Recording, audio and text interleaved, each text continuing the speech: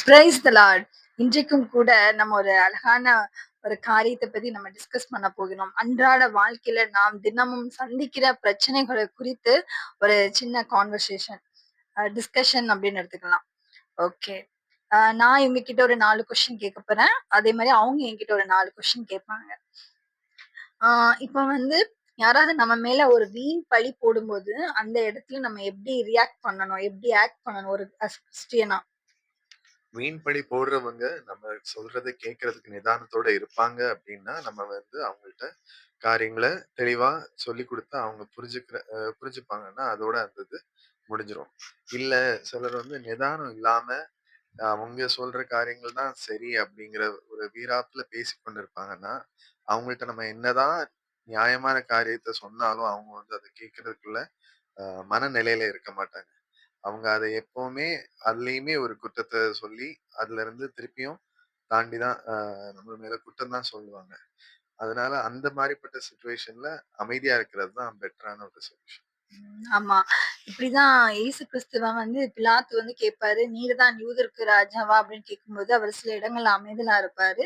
சில இடங்கள்ல வந்து, "ஆம், நீர் சொல்லுகிறபடிதான்" அப்படின்னு சொல்லுவாரு. ஒரு ஒன் லைன்ல ஒரு ஷார்ட்டா ஒரு ஆன்சர் சொல்றாரு. அது வந்து அதற்கு பின்பதாக வருகிற அந்த பெரிய விவாதத்த வந்து அது தடுக்குது. ஓகே. அ இப்போ ஹவ் டு ஃபர்கிவ், இப்போ வந்து நம்ம காயப்படுத்திட்டே இருக்கிறாங்க அப்படின்னா, அந்த காயத்த நம்ம மறந்து எப்படி அவங்கள மன்னிக்கிறது?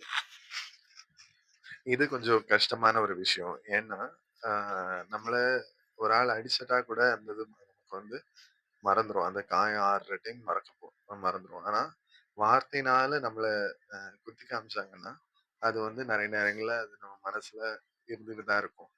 அத மறக்கிறதுக்கு கடவுள்ட்ட தான் நம்ம வேண்டி கேட்டுக்கணும். ஏன்னா, நம்மளுடைய பலனால நம்ம என்னதான் ட்ரை பண்ணாலும், அத வந்து நம்மளால மறக்க முடியாது. நம்ம அதுக்கு அ பதிலாக எதுவும் செய்யாம இருக்கணும்.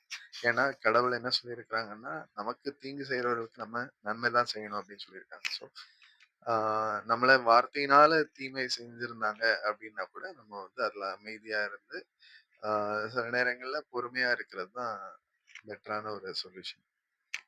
ஓகே. ஆ இப்போ நம்ம கிறிஸ்டியன்ஸ்க்கு வந்து நம்ம ஹாபீஸ்ன்னு எடுத்துக்கிட்டோம்னா, என்னென்ன மாதிரியான ஹாபீஸ்லலாம் நம்ம இருக்கலாம்?